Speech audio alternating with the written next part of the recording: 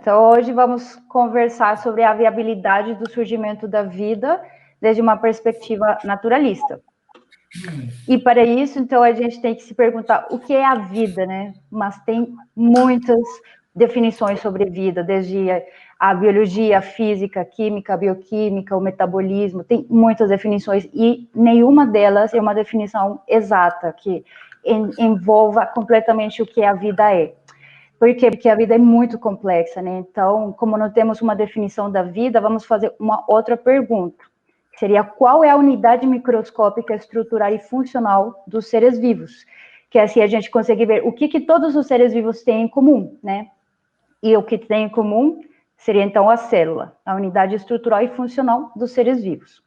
Do que é composta a vida, né? De células, mas as células estão compostas de proteínas, ácidos nucleicos, que é o RNA e DNA, os lipídios, carboidratos, e a interação de todos eles, né, o tempo todo ocorre nos nossos corpos. Neste momento, bilhões de reações estão ocorrendo no corpo de todos nós, com a interação desses componentes da célula, né. Para lembrar um pouquinho, aqui quem não é da área, então temos o DNA, que é uma molécula que se localiza no núcleo da célula e contém as instruções genéticas que são usadas no desenvolvimento e funcionamento dos seres vivos. Temos o RNA, que é uma molécula que desempenha variadas funções na célula, sendo a mais importante a produção de proteínas. Lembrem que tem vários tipos de RNA, né? E temos também as proteínas, que são... possuem diversas funções no organismo e participam de todos os processos biológicos. De que está composto o RNA? Ele está composto de ribonucleotídeos. Eu não sei se vocês lembram, né, da ribose, que é um açúcar de 5 carbonos chamado pentosa, o fosfato, o grupo fosfato, e as bases nitrogenadas. Elas são classificadas em purinas, que são as que têm um anel, e em pirimidinas, que são as que têm 2 anéis, né, como vocês veem aqui na imagem. São adenina e guanina, citosina e uracila. Já o DNA tem um açúcar chamado desoxirribose, parecido com o anterior, só que tem um OH-, por isso chama desoxirribose. Tem um grupo fosfato também, e tem, ao invés da uracila, que está no RN, temos a timina, também tem adenina, citosina e guanina. O DNA, no ser humano, tem 2 metros de comprimento. Cada célula de vocês tem uma molécula de DNA que tem 2 metros de comprimento, e ela, ao invés do RNA, que é uma fita simples, aqui tem uma dupla hélice de DNA. E ele vai dizer, nossa, mas como assim? Cada célula 2 metros de comprimento? Porque ela está muito compactada, né? Essa molécula, em forma de cromossomos, como vemos aí na imagem, no núcleo das células. Esse DNA, né, essa dupla fita, é formada graças à ligação de adenina, a interação, perdão, de adenina com timina e de citosina com guanina. Se vocês observam, é uma base que tem 2 anéis que interage com uma base de 1 anel, né? 2 com 1, 2 com 1. Por quê? Porque isso faz com que a distância, o comprimento da dupla hélice seja constante, de aproximadamente 25 Armstrong. Então, precisa de uma interação de uma base de 2 anéis com uma de 1, para ser constante e ter uma estabilidade essa molécula. E, por outro lado, temos também as proteínas, que são compostas de aminoácidos, né? Então, os aminoácidos é uma molécula que tem um grupo amino e tem um grupo ácido, né? Quando eles reagem entre si, formam essa ligação aqui chamada ligação amida, que também é conhecida como ligação peptídica. Depois de reagir, então, fica um extremo amino livre e um extremo carboxílico livre, que vai permitir que reaja de novo com outro aminoácido e assim sucessivamente, numa reação polimérica, até formar a proteína. Dessa reação é liberada água, né? E o que tem de diferente, então, os aminoácidos, já que todos têm o grupo amino e o grupo carboxílico, então vai ser esse grupo R, né? Que vocês veem aqui, diferentes cores, vai ser uns não polares, outros polares, uns carregados positivamente, outros carregados negativamente. Isso vai fazer com que a estrutura tridimensional da proteína seja diferente e permita executar diferentes funções no organismo. E chegamos, então, a algo chamado na biologia como dogma central da biologia molecular, que é a interação, né, desses DNA, RNA mensageiro e proteínas. E é chamado assim porque, tipo assim, para formar uma proteína, eu preciso da informação que está descrita no código genético, seria no DNA, né? Então, a gente tem essa informação aqui no núcleo, no DNA, que ela é transcrita para um RNA mensageiro, ele sofre uns processos de maturação, onde os exons são cortados e os introns são depois juntados, e ele vai sair do núcleo e vai se unir a um ribossomo, que é uma máquina molecular composta de proteínas e de RNA, e os RNA transportadores vão vir e vão adicionar um a um os aminoácidos correspondentes com cada tripleto de bases que vocês veem aqui, nessa ordem.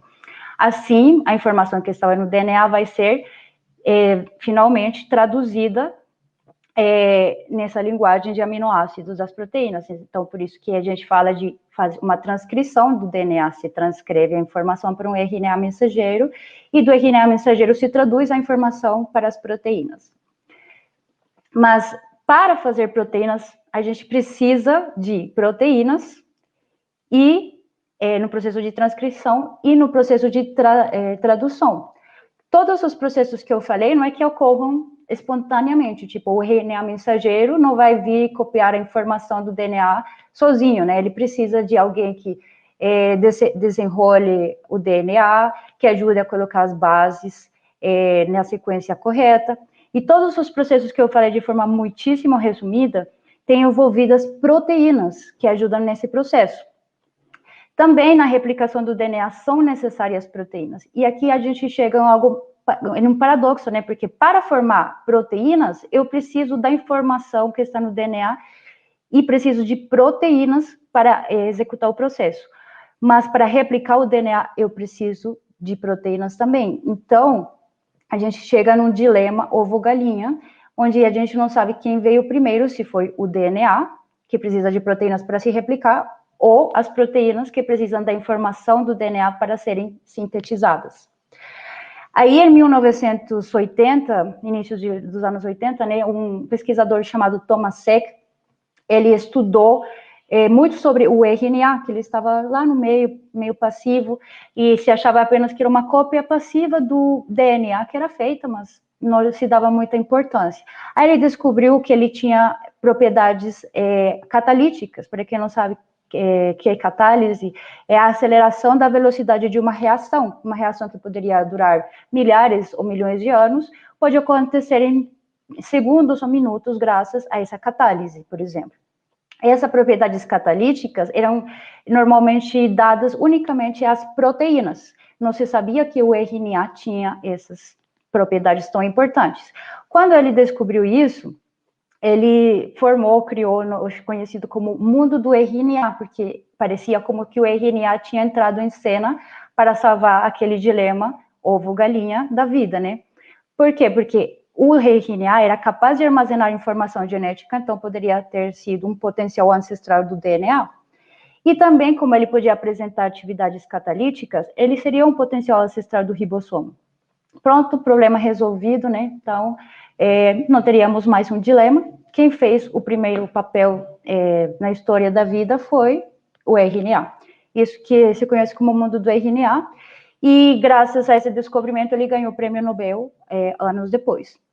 Só que agora a gente vai analisar isso em detalhe e ver a viabilidade disso, dessa teoria que hoje é considerada, de longe, a melhor teoria ou hipótese, na verdade, sobre a origem da vida. Então, segundo o que se explica hoje em ciência, né, nas ciências, todos os seres viventes, todos os seres que já viveram e que vivem atualmente, eles provêm de formas mais simples de vida, né? Vocês veem aqui essas ramificações, e chegam até o LUCA, que é o último ancestral comum universal. O LUCA não é o primeiro organismo vivo, ele já é o último ancestral comum universal. Então, antes dele já tinha micro-organismos mais primitivos ainda. E como se chegou até ele? Então, se diz que as moléculas orgânicas foram se complexando, se tornando mais complexas cada vez mais, e que elas tinham sido produzidas por química aleatória. Isso gerou, em algum momento, um RNA primitivo, no mundo do RNA, que deu origem ao RNA moderno. Depois, as proteínas também se formaram, e também se deu origem ao DNA. E esses três, RNA, proteínas e DNA, já estariam presentes no LUCA.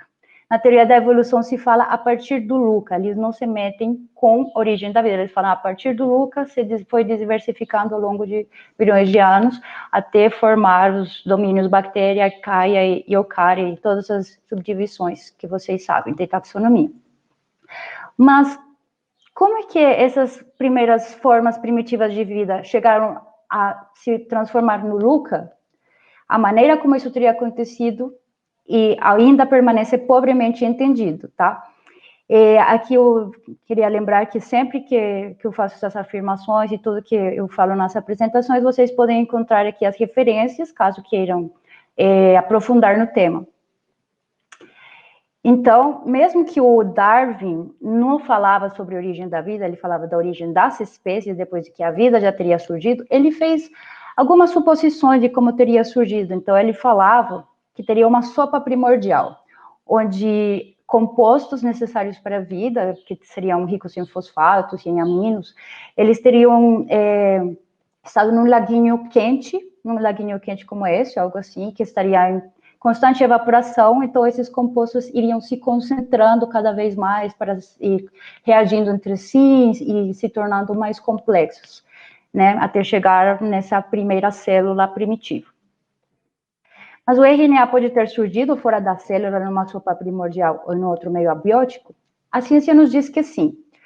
Uma opção é a sopa primordial de Darwin, outras são as fontes hidrotermais no fundo dos oceanos, que hoje em dia parece que é o mais aceito, a que mais plausível os cientistas veem. E também tem outra opção, que é que o espaço nos ajudou, nos deu uma ajudinha aí com os meteoritos, lá no espaço, em algum lugar se formaram esses compostos e chegaram de presente aqui na Terra, né, para nos dar uma força para criar a vida. Mas a gente viu que o RNA é formado por um muito seleto grupo de ribonucleotídeos, não sei se você lembra, vou lembrar, a ribose, o fosfato e as bases, as 4 bases, né, nitrogenadas. Neste momento, vamos começar falando da ribose. E a ribose, ela faz parte de um grupo de 8 açúcares de 5 carbonos chamados pentose, né, pentose, pento 5, né. Mas por que faz parte de um grupo de 8? À primeira vista, elas parecem todas iguais, né? Tipo, quem não tenha estudado muito química vai dizer, mas é a mesma coisa. Mas não, porque vocês veem que aqui tem 3 carbonos, né? E esses carbonos são quirais. Eles têm um grupo hidroxila, que pode estar para trás do plano, que seria esse aqui o caso, quando a linha é tracejada, ou para frente do plano, que seria essa linha, essa cunha aqui preenchida. Ao ter 3 carbonos quirais e 2 possibilidades, ou seja, frente do plano ou trás do plano, dá 2 elevado a 3 combinações. Por isso, nós temos 8 estruturas possíveis dessa pentose. E esses são chamados de estereoisômeros. O que quer dizer isso? São moléculas que têm o mesmo número de átomos, o mesmo tipo de átomos, e na mesma ordem, né? Todos estão igualzinhos. Mas eles diferem na posição tridimensional, por assim dizer, dos OHs que vocês veem aqui. E deles, o único que a vida usa é a D-ribose, só este. A D-ribose, ela tem enantiômeros, um enantiômero, perdão. Qual que é o enantiômero? Vai ser o que tem as posições opostas a essa que tem aqui. Por exemplo, se está para frente, no seu enantiômero vai estar para trás. E as que estão para trás, no seu enantiômero vai estar para frente. Isso é chamado de imagem especular. É como se aqui tivesse um espelho, e a D-ribose se refletisse no espelho, gerando a L-ribose, né?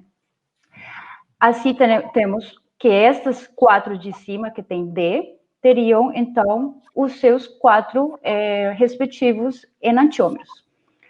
E os enantiômeros são interessantes porque eles possuem as mesmas propriedades químicas e físicas, porém, suas atividades biológicas são distintas. E aqui muitos vão lembrar do caso da talidomida, que tem um enantiômero que tem uma atividade biológica boa e outra ruim. E tem vários tipos de fármacos que um dos enantiômeros tem atividade biológica, o outro não, ou uma atividade maléfica, né, na verdade, para o organismo. Então, tem que fazer uma separação. E como ambos têm propriedades químicas e físicas, é muito difícil de separar, né, porque eles são parecidos na forma que reagem. De outro lado, outra forma de entender estes compostos é como diastereoisômeros. Então, temos as riboses, que têm seus respectivos diastereoisômeros. Eles seriam estereoisômeros que não são imagens especulares, está vendo? Este aqui não seria uma imagem especular deste. Mas eles possuem propriedades químicas e físicas diferentes. Isso porque é importante, porque no meio abiótico, eu não vou ter só este, por exemplo, a derribose, que é o que a vida precisa, né? Eu vou ter uma mistura de todos eles. E eles vão ter, no caso das riboses, vão ter as mesmas propriedades físicas e químicas, fazendo com que tenha a mesma chance de reagir na hora de estar formando a fita do RNA. Mas a fita do RNA só gosta ou só usa a D-ribose. Então, se por acaso tivesse entrado uma L-ribose, teria que começar do zero uma nova fita até ficarem todas do tipo D. E tem os estereoisômeros, né? Diastereoisômeros, perdão, que eles têm propriedades físicas e químicas diferentes, fazendo com que uns sejam mais reativos do que outros, podendo também entrar nessa fita em construção do RNA feito aleatoriamente. Isso também traria problemas, porque se entrar um destes, que obviamente não é usado no RNA, teria que, de novo, se formar uma nova fita até ficarem todas com D-ribose. Além disso, temos que a ribose é a menos estável dentre esse grupo de estereoisômeros da pentose. Então, desses 8, a D-ribose é a que degrada mais rapidamente. A parte disso, a vida que realmente gosta de desafios, porque tendo 8, escolheu a mais instável, a parte disso, essa D-ribose, ela não fica assim em uma cadeia aberta quando está em solução. Né? Quando está em solução, esta cadeia aberta só está em uma proporção de menor a 1%, ou seja, praticamente nada. E ela pode estar, então, ciclada, né, em um ciclo de 5 membros chamado furanose, ou um ciclo de 6 membros chamado ribopiranose. Desses dois, o que está em maior abundância, obviamente, vai ser o anel de 6, né, porque é o que tem menos tensão, então é mais estável, quimicamente falando. Então, vai estar numa abundância de 20%. Mas esta hidroxila aqui, ela pode sofrer algo chamado de mutarrotação, quer dizer que se aqui está numa posição para baixo, ela pode mutarrotar e ficar para cima, tá vendo? Essa mudança aqui, aí sobe. E esses são chamados anômeros. Então, este é o anômero alfa e aqui o anômero beta. Por que isso é importante? Porque quando eu estou fazendo a cadeia, eu preciso ter uma correspondência dos hidroxila com um H. Então, por exemplo, se eu estivesse formando todos os beta aqui, né? Eu precisaria de um outro beta aqui em cima para formar, então, a fita crescente. Mas, como esse H vai precisar de um H, não vai se encontrar, né? E não vai conseguir reagir e conseguir formando a fita. Então, preciso todos do mesmo estilo, que seriam do beta. Beta-D-ribofuranose, que é o que a vida usa. E temos também o beta-D-ribopiranose, que seria o equivalente a este, só que o anel de 6 membros. De todos esses 5 que a ribose poderia estar presente, este é, de longe, o mais abundante, está 56%, né? Seria a maior probabilidade de ser encontrado. E o que a vida usa está em uma proporção de 18%. E esse 18% é da ribose, mas lembrem que tem outros 7 tipos de açúcares, que são estereoisômeros da ribose, e cada um deles pode estar nessas 5 formas. Então, na verdade, numa sopa primordial, ou numa mistura abiótica, a gente vai ter uma mistura de 40, né? Então, 8 açúcares e cada um de 5 formas diferentes, 40 açúcares.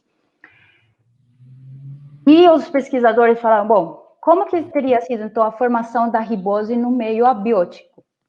Né? Ou seja, meio abiótico quer dizer fora da célula. Como teria sido isso? Aí eles falaram que a mais provável reação teria sido a reação da formose, que é essa aqui. Formose, que vem de formaldeído e aldose. Formaldeído é um composto bem simples, que é esse aqui, CH2O, que ele, com temperatura, ele vai se polimerizar, ele com ele, e vai formar outros compostos, né, mas cada vez com maior número de carbonos, com carbono de 2 a 6 carbonos aqui nessa posição, e ele vai reagir com ele mesmo ou com os outros compostos que vão sendo formados. Para ilustrar um pouquinho isso, parece um pouco como quando a gente faz caramelo na cozinha, não sei se vocês têm feito. Então, estaríamos na sopa primordial, que teriam água e os açúcares que vão sendo formados com temperatura, mas quando a gente está fazendo isso, precisa ter muito, muito cuidado com a temperatura. Por quê? Quando está fazendo o caramelo, vai começar a crescer essas cadeias de carboidratos, e se a gente não ficar de olho, o que acontece? Vai começar a ficar amarelinho, que é a cor do caramelo, mas se descuidar por um momentinho, o negócio já começa a ficar marrom, e poucos segundos depois já vai ficar preto, vai ficar um carvão que ninguém vai conseguir comer. Para a gente fazer isso, para a gente fazer isso corretamente, precisa ficar de olho e interromper a reação que ocorre aí a tempo, para não queimar. E isso mesmo teria tido que acontecer lá na origem da vida, né? Mas quem teria ficado de olho nisso se nem olhos existiam naquela época, né? Então é muito difícil acreditar que a reação da formose teria formado a ribose, sem contar que esta reação ela produz uma mistura de pentoses e hexoses, então mistura de açúcares de 5 e de 6 carbonos.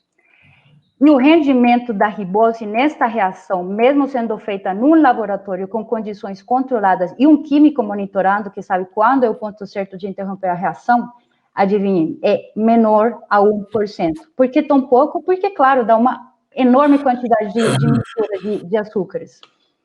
Então, o rendimento é muito baixo, pouco provável, né, tenha sido formada a ribose.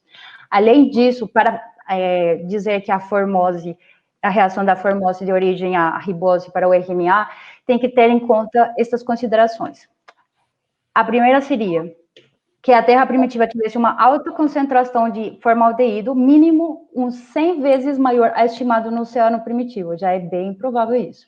Segundo, que a atmosfera fosse redutora, isso quer dizer que não tivesse oxigênio, mas já sabemos, por umas rochas encontradas daquela época, que o oxigênio já estava presente.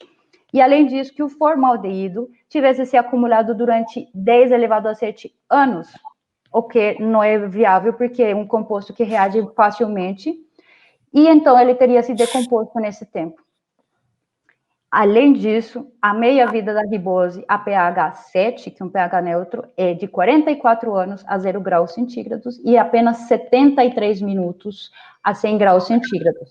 Lembrem-se que as fontes hidrotermais têm umas temperaturas de 250 a 350 graus Celsius. Então, basicamente, essa temperatura, o açúcar, se formado, vai se degradar muito rapidamente.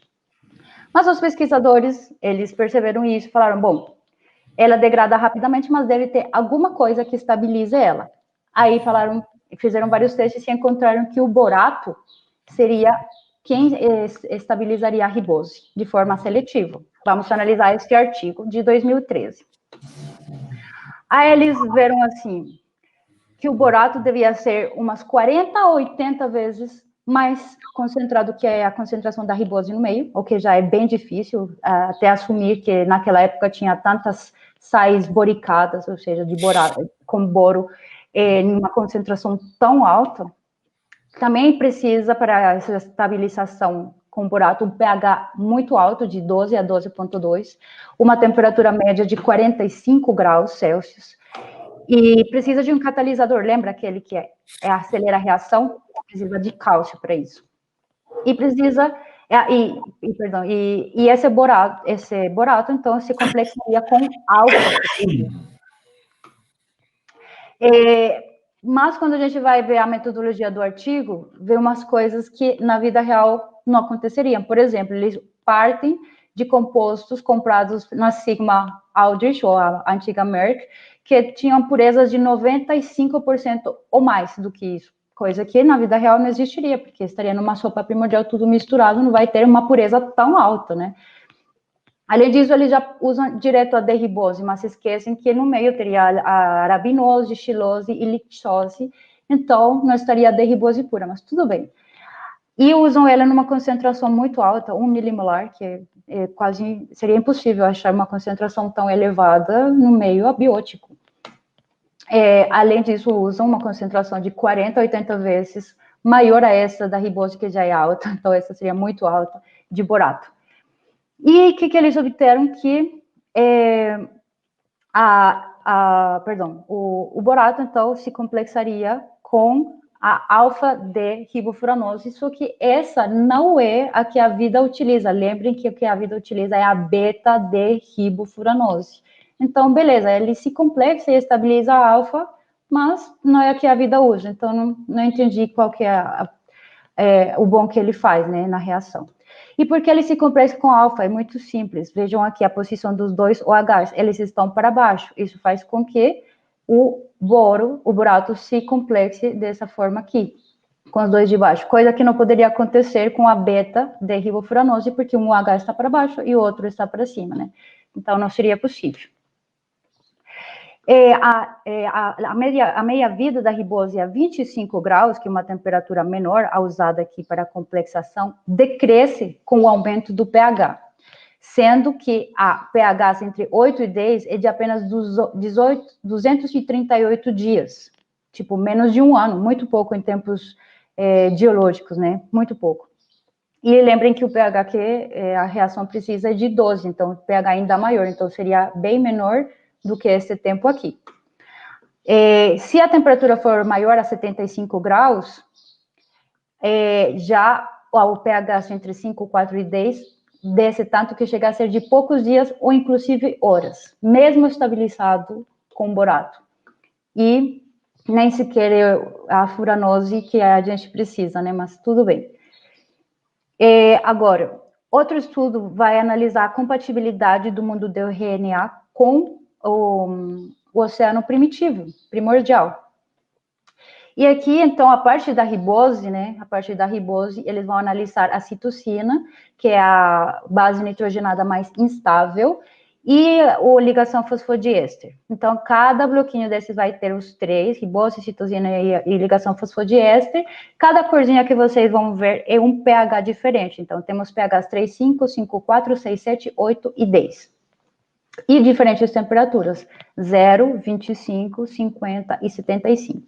O que eles observaram? A decomposição da citocina aumenta pHs extremos. Vejam, por exemplo, aqui, pHs de 3, 5 e 10 é menor do que pHs intermediários.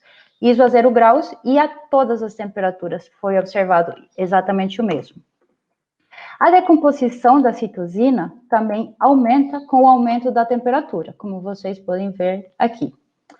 Então, maior temperatura, mais degradação da citosina. Lembrem que aqui é uma escala logarítmica, tá? A 75 graus, a meia-vida da citosina foi de poucos meses. Num pH básico, que seria um pH 10, foi apenas dias. Aqui 1 ano, e aqui seria pH 10 apenas de poucos dias. Então, a citocina também não se deu muito bem na origem da vida, sozinha e no meio abiótico. E agora, para a ligação fosfodiéster. A decomposição também aumenta pHs extremos, tá vendo? Mesma coisa. O pHs intermediário ser um pouco melhor. As meias-vidas da ligação a 25 graus Celsius foi também menor nos pHs extremos, sendo que um pH 10 é apenas 2 anos. E também aumenta a decomposição com o aumento da temperatura, então é bem mais instável com temperatura. A 75 graus, a meia-vida foi de poucos dias ou horas. Aí também vemos que, tipo, duraria pouquíssimo tempo, uma temperatura relativamente baixa quando comparada com as fontes hidrotermais. Então, a ligação fosfodiéster também não se deu muito bem. A temperaturas entre 0 e 75, que foram as usadas no estudo, 75 graus Celsius, se observou, então, que a ligação fosfodiéster se mostrou mais estável a pHs intermediários, entre 5, 4 e 8, né? E isso foi observado a todas as temperaturas, né? Foi mais estável que a ribose, perdão, como vocês observam aqui. Então, a ribose era menos estável que a ligação fosfodiéster. Perdão, e a ligação fosfodiéster se mostrou menos estável, perdão, na anterior era mais estável, aqui é menos estável do que a ribose a pH 3,5. Então, quando a pH é 3,5, tem uma meia-vida menor, então ela se degrada mais, a ligação, do que a ribose, né, que é um pouco mais estável, a pH 3,5. E aqui vemos que isso se replicou em todas as temperaturas. Conclusão, quando a ribose é mais estável, né, pHs baixos, em relação ao pH, então a ligação fosfodiéster não é, e vice-versa. O problema é que para a vida a gente precisa dos dois, não precisa só de um ou do outro, precisa dos dois ao mesmo tempo. Então, a máxima estabilidade para a ribose, a citosina e a ligação fosfodiéster foi um pH de aproximadamente 5, assim, tentando remediar a situação, falaram, bom, as três, aqui mais ou menos dá certo, um pH de 5, 5,4, e aqui os três mais ou menos são mais estáveis, de forma geral. E isso foi replicado também em todas as temperaturas. O problema é que para estabilizar a ribose com borato, a gente precisa de um pH de 12, que é bem longe do 5,4, então também não dá muito certo.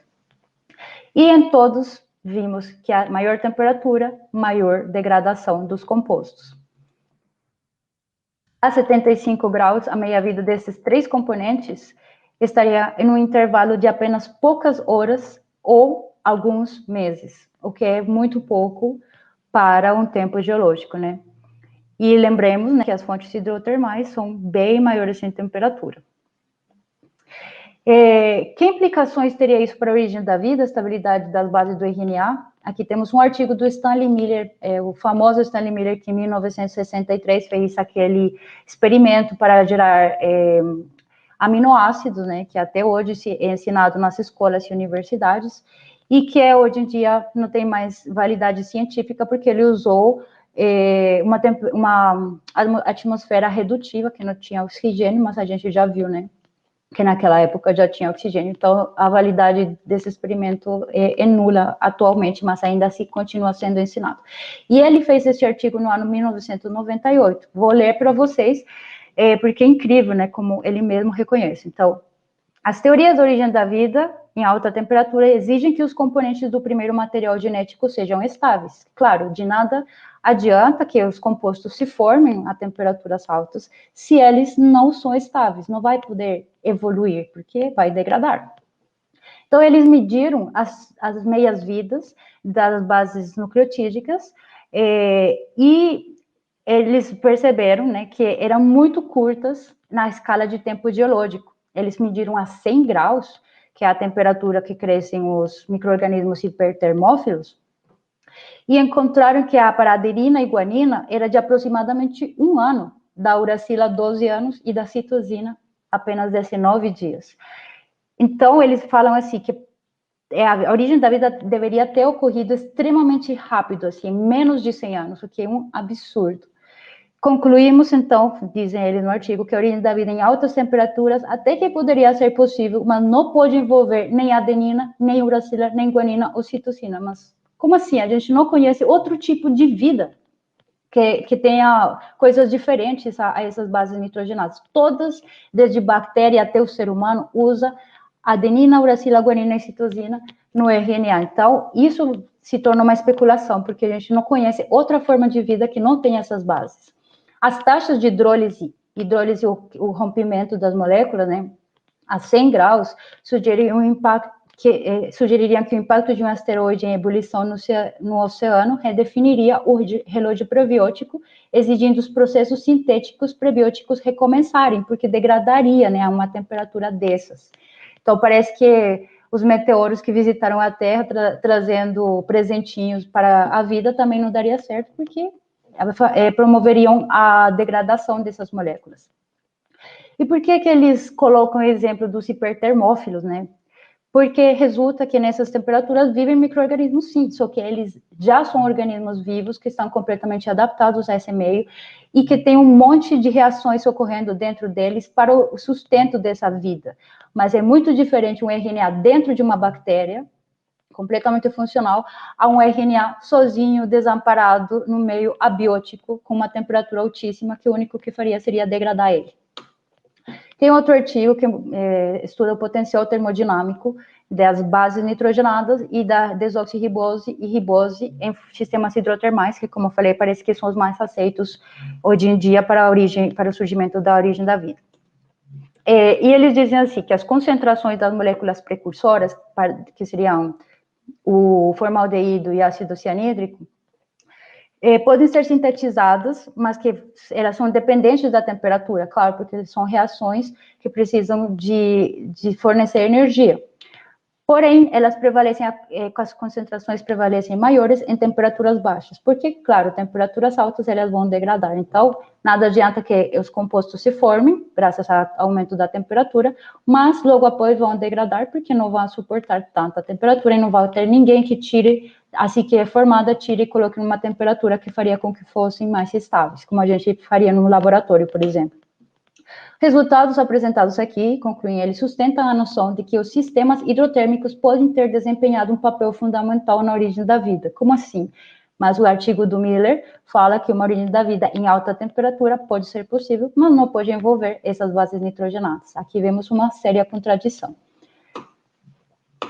E no resto, então, os meteoritos.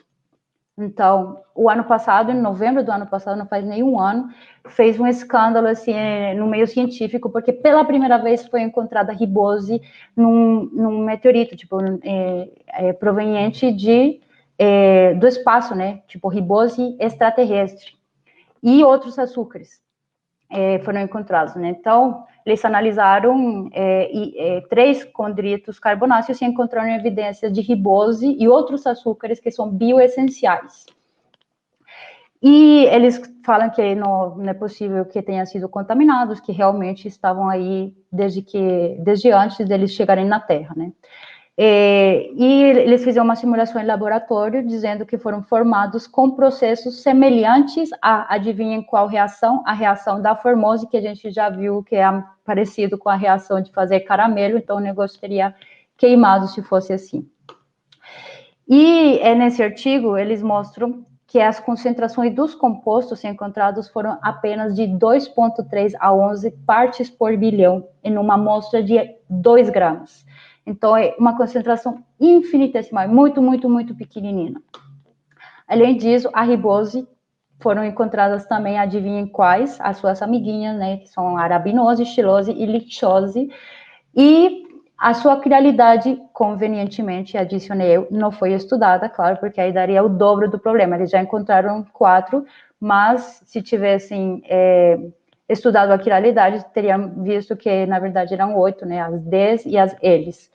E, sem contar que quando elas chegam em meio aquoso, lembrem-se que cada uma delas vai formar 5 possíveis compostos, sendo 1 de cadeia aberta e 4 que seriam na forma de anel. E a ribose é a mais instável desses 4 tipos de diastereoisômeros das pentoses existentes. Então, vendo os resultados do artigo, legal, foi muito legal ter achado, mas o RNA não precisa de uma mistura de ribose com outros açúcares. O RNA precisa apenas de ribose, então todos esses que eles encontraram não nos serviriam para formar o RNA. Além disso, o RNA só precisa do enantiômero D, então esse também não nos serve. E deste aqui, que em meio aquoso formaria estes outros compostos, também não nos serve porque ele precisa da furanose. Então, os ribopiranose também não nos serviriam. E, além disso, precisamos do anômero beta, no do anômero alfa, né? Então, também esse não serve. Então, todos esses que encontraram não serve, senão apenas um. Já era uma concentração infinitesimal. Imagine a concentração desta dentro de uma concentração infinitesimal de açúcares. É irrelevante. E a ribose é, de novo, a mais instável dentre os 4 tipos de diastereoisômeros das pentoses existentes. E eu quero repetir muito isso, porque a gente viu que a vida meia dela é dependente de temperatura, pH, e nem com borato ela sobrevive por muito tempo, porque ela degrada facilmente. Como seria uma sopa primordial ou umas fontes hidrotermais? Vocês têm pensado como seria isso? Não vai ter um monte de riboses soltinhas, bonitinhas, com as bases nucleotídicas sair pertinho uma da outra e tudo puro, como é no laboratório de química. Não, vai ser uma coisa assim, uma sopa mesmo, uma mistura de um monte de moléculas que vão reagir umas com as outras de forma desordenada. Como daí poderia ter surgido a vida? Bom, e aqui eu quero convidar vocês a fazerem um ato de fé e pensarem que, por algum acaso, essas moléculas de RNA foram formadas e esqueçam todas as impossibilidades que a gente já viu desde o ponto de vista químico e imaginem que o RNA teria formado pelo menos uma molécula, bilhões de anos, pelo menos uma, né? Vamos fazer o ato de fé para isso. Porém, é importante mencionar, né, que quando o RNA está em um meio aquoso e básico, ele sofre algo chamado de clivagem, que é uma ruptura. Estão vendo como se corta aqui? E por que isso se dá? Graças a estes OHs, que tinham esses oxigênios, na verdade, que tem o RNA aqui. Isso faz com que a molécula se clive, se quebre. Então, ela não é estável, ela é muito instável também. Então, mesmo que tivesse se formado só uma molécula de RNA, ela é muito instável. E essa é uma das críticas principais mais comuns, né, do mundo do RNA, a instabilidade química dessa molécula, o qual é, na verdade, uma vantagem, mas dentro dos seres vivos. Por quê? O RNA entra em cena para salvar o dilema? Definitivamente não. Por que uma vantagem nos seres vivos? Vamos lembrar rapidinho. O RNA é uma fita simples, o DNA é uma fita dupla. Isso já dá certa estabilidade, né, superior ao DNA. Mas o RNA tem a beta-derribose e o DNA tem a 2-desoxibeta-derribose. Qual que é a diferença? Que este não tem o H aqui e este sim tem. Por isso chama desoxi, sem este oxigênio. Isso faz toda a diferença porque nesta reação que a gente viu, essa clivagem se vê favorecida por esta hidroxila. Se o DNA não tem essa hidroxila, então não vai sofrer essa clivagem. Por isso o DNA é preservado no núcleo e é muito importante que ele se preserve porque tem a informação, né, para a produção de proteínas e muitas outras informações importantes para o funcionamento do organismo. Já o RNA, é bom que ele se degrade rapidamente porque ele é usado, o RNA mensageiro, como uma cópia temporal para fazer a proteína. Depois que é feita a proteína, ele vai ser reciclado para fazer outras proteínas, fazer outras coisas dentro do organismo. Não serviria de nada que ele ficasse um tempão por aí fazendo nada, né? Não é útil para o corpo desde o ponto de vista energético. Já se ele é degradado, reciclado, pode ser usado para outras funções. Por isso é bom e uma vantagem que ele seja instável, mas não seria bom desde o ponto de vista da origem da vida, porque ele seria clivado e se degradaria facilmente. Então, se a melhor hipótese que se tem é o mundo do RNA, a gente acharia que ela é plausível? Sim. E a resposta é não. A gente viu de muitas formas possíveis que ela não é plausível desde nenhum ponto de vista. E isso que é essa melhor hipótese. Aqui tem um artigo muito interessante que fala que o mundo do RNA é a pior teoria da evolução, da origem da vida, né? a evolução da vida, exceto por todas as outras. Quer dizer que ela é a pior, mas comparada com as outras, é a melhor, né? Porque as outras são piores ainda, desde o ponto de vista argumentativo. Mas será que os cientistas são tão burros que eles não perceberam isso? Tipo, a gente, aqui numa conversa simples, relativamente, percebeu que é impossível isso. Será que os cientistas são tão burros assim que eles não perceberam? Claro que não, eles percebem sim. Então, quais são as conclusões dos pesquisadores naturalistas sobre a origem da vida em relação ao mundo do RNA? E aqui eu falo pesquisadores naturalistas, não falo de religiosos, fanáticos, nada disso, pesquisadores naturalistas. Tem alguns que são completamente sinceros e honestos, como bons cientistas, e falam o seguinte: não é fácil ver o que substitui os frascos, pipetas e barras de agitação de um laboratório de química durante a evolução prebiótica, sem falar nas mãos do químico que realizou as manipulações. Então, na origem da vida de forma abiótica, não tem nenhum químico que manipule as coisas para que dê certinho, nem tem frascos, pipetas, tudo limpinho, certinho, e equipamentos e toda a tecnologia que a gente tem hoje, né? Não tinha nada disso. Aí ele, muito honestamente, fala, e sim, a maioria de nós não se sente à vontade com a ideia de intervenção divina nesse contexto. Isso está nesse artigo da Nature, de 2018. Olha que eu não estou mostrando revistas de uma escolinha, né? Estou falando de revista científica do mais alto nível, como a Nature, neste caso, e um artigo bem recente. Aí ele fala também que a intervenção humana foi necessária para obter um resultado específico. Sem intervenção humana, não vamos obter um resultado suficientemente aceitável, né? Aqui temos outro artigo, onde se diz que uma consideração completa dessa visão do RNA primeiro, ou seja, o mundo do RNA, da origem da vida, deve reconciliar preocupações com as misturas intratáveis, das que a gente já falou tantas vezes, obtidas em experimentos projetados para simular a química da Terra. Mesmo feito por cientistas, que têm tudo contra, conseguiram obter apenas misturas intratáveis. E aqui diz que pode-se esboçar uma ordem lógica de eventos, você pode criar historinhas com uma sequência lógica, sim, mas disso a ser verdade, obter bons argumentos é outra história. Então, no entanto, deve-se dizer que os detalhes desse processo permanecem obscuros e provavelmente não serão conhecidos no futuro próximo. Tem outro artigo também da revista Life. Como está implícito no texto, embora digamos que o mundo do RNA seja provavelmente o estágio inicial da vida, essa afirmação está longe de ser certa, especialmente considerando que a ideia do mundo do RNA não é obrigada pela lógica e nosso conhecimento sobre ambientes prebióticos e química prebiótica permanecem bastante limitados. Então, aí eu faço esta pergunta: se os mesmos pesquisadores naturalistas sobre a origem da vida não acreditam no mundo do RNA, por que ainda aparece essa hipótese nos livros e salas de aula com pouca ou nenhuma crítica e a considerando muitas vezes como fato? Nos colégios e nas universidades não se ensinam ainda isso como um fato. Temos aqui os princípios da bioquímica de Leninger, um livro top de bioquímica, né? Que usado inclusive nas universidades, nas graduações. E vejam as afirmações que eles fazem, né? Então, embora o mundo do RNA permaneça uma hipótese com muitas lacunas ainda a serem explicadas, evidências experimentais dão apoio a uma lista crescente dos seus elementos-chave. A gente não vê uma lista crescente que dê apoio, a gente vê uma lista crescente que tira o apoio, na verdade, para esse mundo do RNA.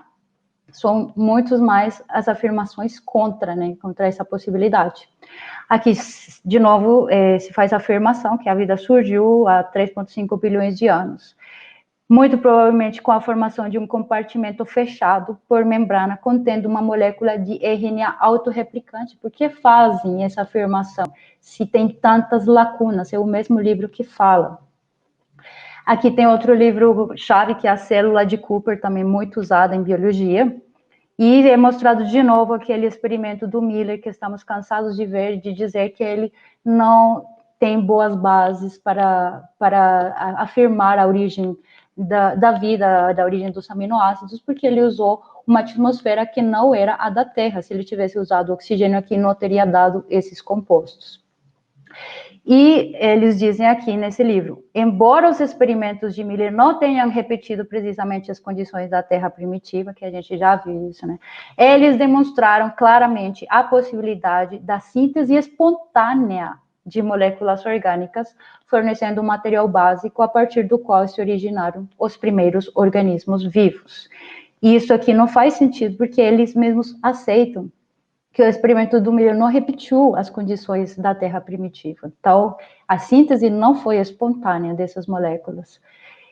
E aqui, mas mesmo assim, eles colocam no resumo desse capítulo, né? Supõe-se que a primeira célula tenha surgido como resultado da inclusão de um RNA autorreplicativo numa membrana de fosfolipídios, de novo. Já para concluir, então, tem se feito muita pesquisa para provar a origem da vida pelo mundo do RNA, e ela tem feito duas coisas, tem gerado duas coisas. A primeira é que contribuiu enormemente, você não tem noção quanto que contribuiu para a química orgânica sintética, novas reações e tudo que são usadas para fazer fármacos e um monte de coisa. Muito legal por aí. Mas também mostrou outra coisa, essa enorme pesquisa. Impossibilidade de uma macromolécula como o RNA ter surgido por aleatoriedade e no mundo abiótico. E muito menos ao longo de bilhões de anos, são milhões. Porque não apenas os constituintes do RNA se degradariam, como a gente já viu, também a sequência de compostos formada, se formada, não passaria de uma complexa mistura de reagentes, ou seja, uma sopa mesmo, em nada relacionados com a altíssima especificidade desta macromolécula e o significado que ela carrega. E isso que a gente nem falou de informação biológica, que deixa a situação 1000 vezes pior. O mundo do RNA não é viável. E se esta hipótese é a melhor que até hoje explica a origem da vida desde a visão naturalista, então chegou a hora de mudar a hipótese, fácil, né? O design inteligente, ao afirmar que a vida foi planejada, é a visão que atualmente apresenta a melhor explicação para sua origem. Após estudar as impossibilidades do surgimento ao acaso das biomoléculas e entendendo que elas deveriam ter estado desde o início prontas, juntas e já dentro da célula, para que a vida pudesse ser criada e continuada, que do resto não é possível.